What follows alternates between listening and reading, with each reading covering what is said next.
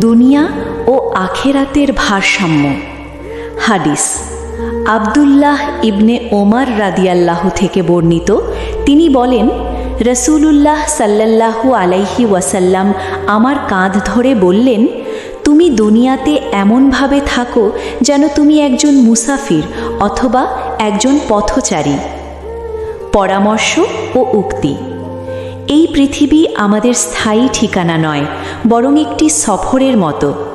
মুসাফির যেমন গন্তব্যে পৌঁছানোর জন্য অপ্রয়োজনীয় বোঝা বহন করে না, আপনিও দুনিয়ার মোহে পড়ে নিজের মূল লক্ষ্য অর্থাৎ আখেরাত ভুলে যাবেন না। জীবনের প্রতিটি মুহূর্তকে এমনভাবে কাজে লাগান যেন পরকালে এর উত্তম প্রতিদান পান। রেফারেন্স: সহিহ বুখারী, হাদিস নং 6416, সুনানে তিরমিজি, হাদিস নং 2333।